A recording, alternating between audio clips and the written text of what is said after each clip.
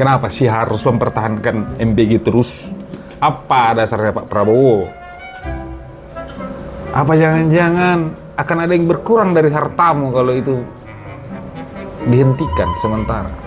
Gak apa-apa loh, gak apa-apa. Malah kami senang kalau dihentikan sementara gitu. Ini kau suruh WFH 1 hari orang. Aduh. Pengusaha-pengusaha bingung ya kan.